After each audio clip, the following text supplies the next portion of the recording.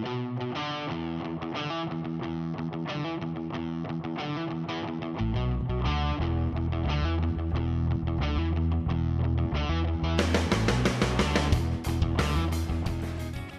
the next technique we're going to look at is your basic hook punch. Again, if I'm throwing it in isolation, same as with the cross or any technique off the rear, I'm going to need this double hip motion as opposed to just throwing.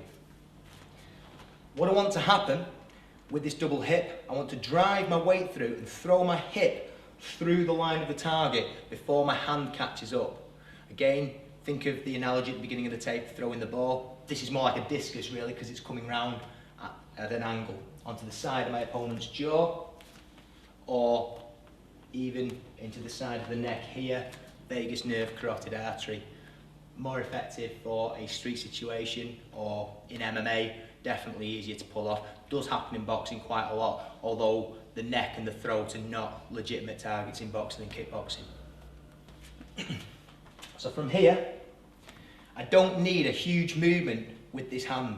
A lot of people really wind these hooks up and it just serves to telegraph it. Also, it slows the technique down. I want to keep nice and tight. Really, my arm's just moving from here to here. I want my arm at a 90-degree angle at the elbow.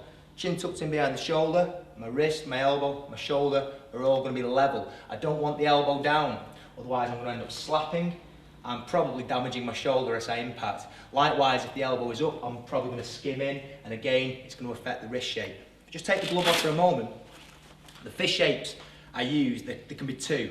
I can either hit sort of tower fist this way, with my thumb up towards the ceiling, or I can hit with my palm down this way. Either's fine as long as the wrist is in alignment. There are pros and cons to both. If I'm hitting tower fist, i.e. with my thumb up towards the ceiling, I get a little more of a natural kind of a whip into this movement. My arm can stay a little bit more relaxed, okay? And I do tend to get a bit more velocity and sometimes a bit more power. So if I'm hitting in close range here, we'll quite often use this fist shape. However, if my opponent starts to move away, the further he moves away, the more I'm going to have to curl my wrist over. I can't hit him here like this.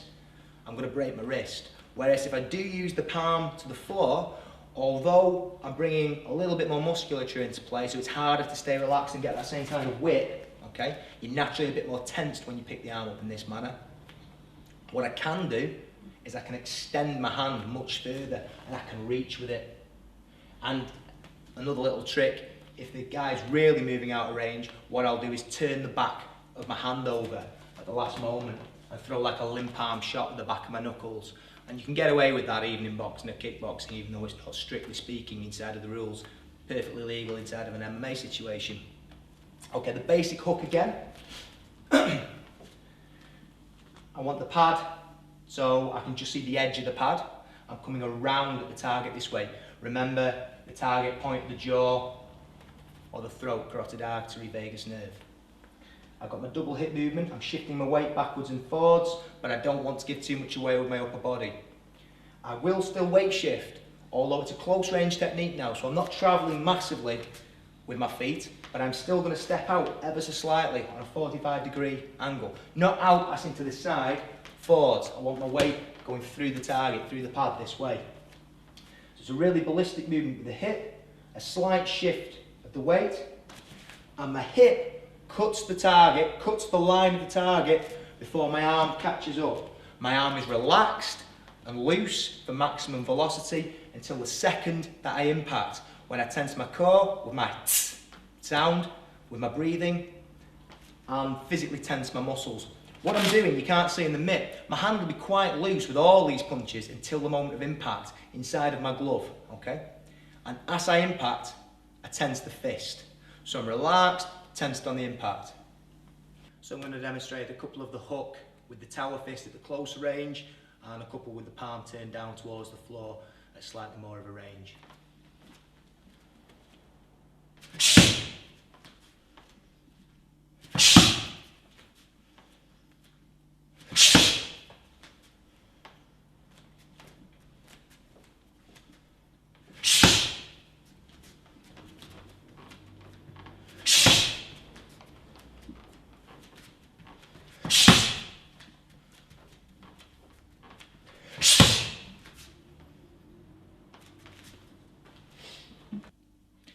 So when I'm throwing the hook off the lead hand, which is one of my favourite techniques, the mechanics are slightly different.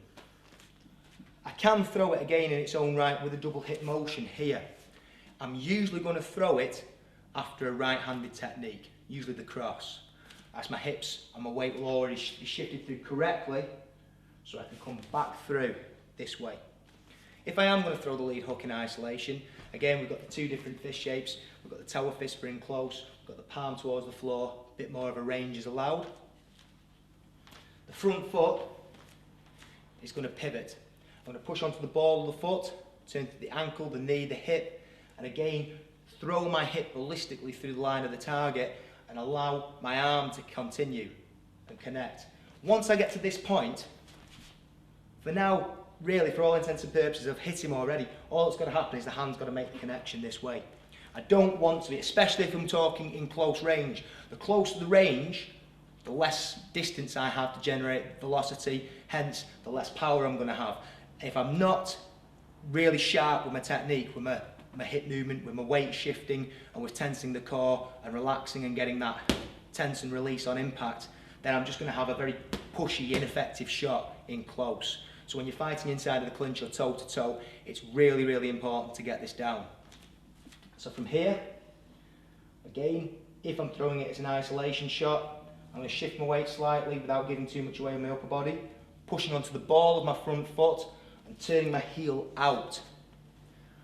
My knee turns, my hip turns, my shoulder follows, chin in behind the shoulder as I strike, either palm down or tower fist, more likely if I'm in closer this way.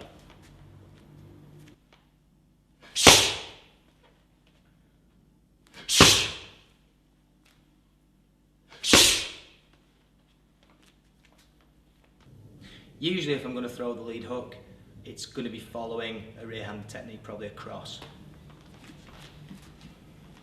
I'm already going to be in the right position here. I've already shifted forwards and through my target. My weight's on my front foot.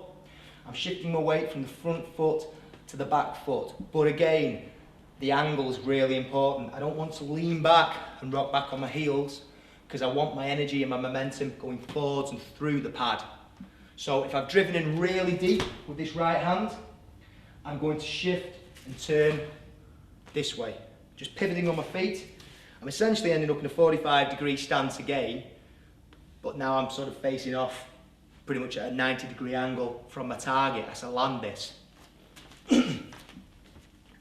So I've thrown the cross, driven through, the right hand comes back to protect the jaw, pivot on my front foot, turning the heel out, and shift my weight through onto my right legs with the impact, tensing the core.